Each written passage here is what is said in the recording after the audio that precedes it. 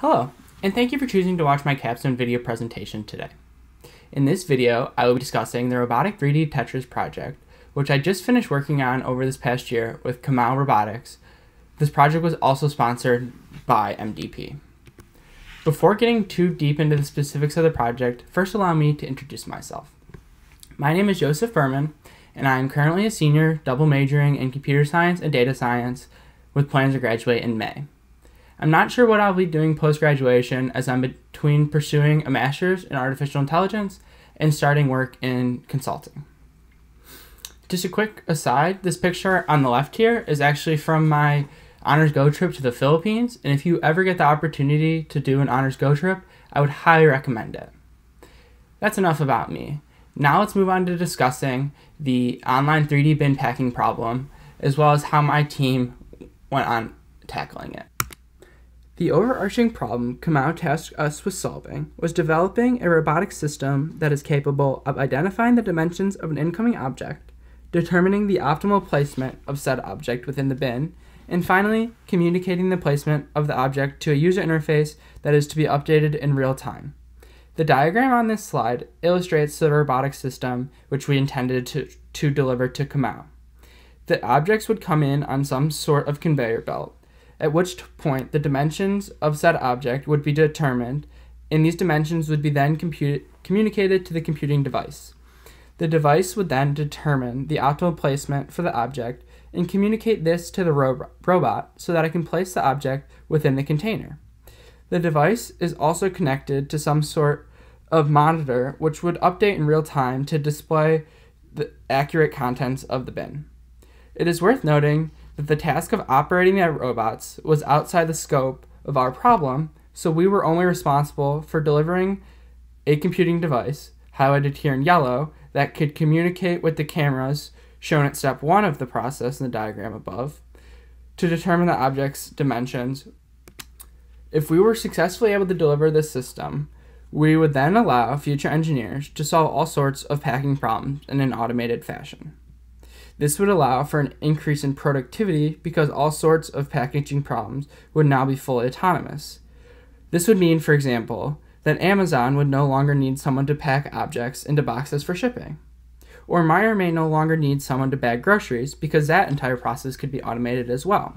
We may even be able to circumvent the need for people to load trucks, as this could also be automated, as is shown in the right-hand picture here. Unfortunately, I cannot discuss the true implications for this specific project, as that was covered in the NDA I signed at the beginning of the project. With the impact of this project in mind, let's move on to discussing how my team planned on tackling this problem. In solving this problem, our team discovered that there was 2 primary sub-problems that needed to be solved. The first was the online 3D bin packing problem. The term online here means that once an object is placed inside the bin, it cannot be moved. Additionally, the order in which the objects are presented is unknown to the packing robot. That is, the solution could only consider placing one object at a time, and when that item is placed, the object is considered immovable. In solving this problem, we had the primary goal of optimizing the total volume of the bin that is filled with items. We specifically wanted to fill the bin to at least 85% capacity, and we also wanted to ensure each item was placed in under 10 seconds. In order to determine where to place the next object, we first needed to identify the dimensions of said object, and that was the other primary problem that our team needed to solve.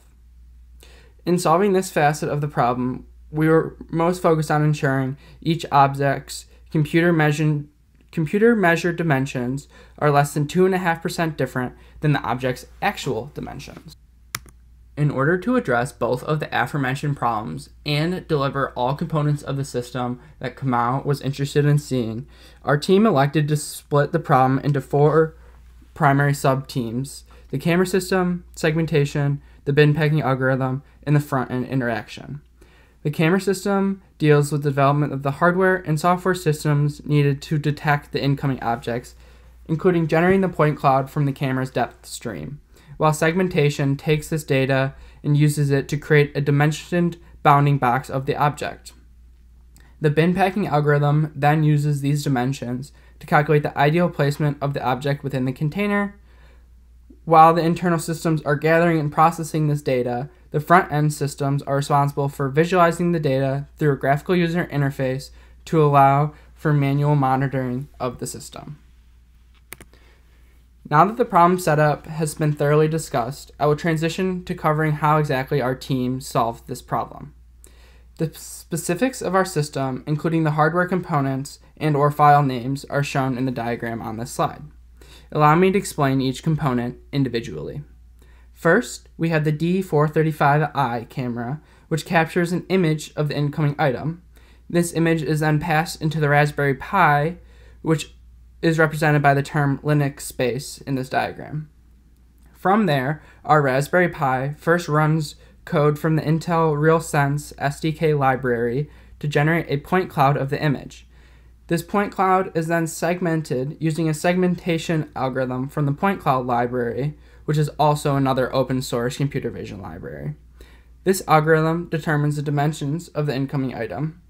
These dimensions are then passed on to the bin packing algorithm, which uses a variant of the back left loading algorithm to determine where the object should be placed. These coordinates are then passed to the graphical user interface so that the screen can be updated to represent the contents of the bin in real time. The coordinates are also to be sent to the robot so that it can actually place the item, but again, this was outside the scope of what we were tasked with solving when delivering the Robotic 3D Tetris problem. Now that I've laid out specifics of how our team designed each individual component of the system, allow me to discuss the results, starting with that of the point cloud and segmentation subteam. The images on this slide depict the process of determining the dimensions of the object using only images of the object. We first take pictures of the objects from various angles. As shown on this slide, we took it straight on and from the left side view of the box. These pictures are then transformed into point clouds. These point clouds are then merged together to form one point cloud of the object, which is then segmented to produce a bounding box around the item. We were able to determine the dimensions of a set of over 100 items such that each item's predicted dimensions were less than 2.5% different than the actual item's dimensions. Thus, we were successful in achieving one of our main goals. Now, allow me to discuss the results of the bin packing algorithm. The images on this slide provide a visualization of how our bin packing algorithm performed on a test case of randomly generated objects. Our bin packing algorithm was able to fill the bin to about 75% capacity, which meant on this specific test case we were able to place 123 of the 140 objects considered. We ran our algorithm on a large variety of test cases, and we were able to achieve an average filling percentage of about 75%. So while we were not able to achieve one of our primary goals of filling the bin to 85% capacity, we were rather close to achieving this goal. Finally, I will discuss the results of the entire system as it is fully integrated. The video shown here depicts the full system in action. As you can see in this video, we were able to integrate all components into one fully functioning system. As is shown in the video, the RealSense cameras are able to capture an image of the object, which was then segmented on the computer shown. The computer then runs the bin packing algorithm, which tells the graphical user interface where to place the object within this imaginary bin. The contents of the bin are then updated in the graphical user interface, which is depicted in the lower right corner of the video. In reality, the bin packing algorithm would direct the robotic arm to place the objects in a specific location, while also telling the user interface where that was so it could be updated as well. However, we were unable to work directly with the robots. As such, we were unable to test the system could place each object within the 10-second time frame. However, we were able to conclude that each object could be segmented, placed by the algorithm, and visually represented in under 4 seconds, which leaves more than enough time for the robot arm to place the object. To conclude, overall, our team was successfully able to deliver the minimum viable product as described by Comau back in January of 2020. We unfortunately were unable to officially meet all 4 of our stretch goals. Therefore, if more time were to be presented for this project, we'd likely focus on the bin packing algorithm in order to achieve 85% fill capacity.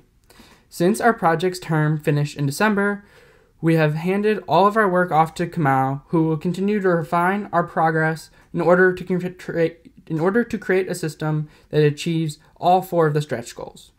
Comau has indicated that they plan on consulting with us in the future with small questions for the project. But for the most part, our team is fully hands-off now, allowing Comau full creative control.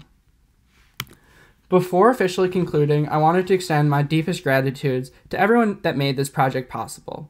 This includes Comau for developing the idea for the project, as well as Joshua Graff, our sponsor mentor who worked at Comau. I additionally wanted to thank Vineet Kamat, who was our faculty mentor, for all of his great advice as well. And I wanted to thank MDP for all their hard work in connecting us with Comau and making the whole thing possible.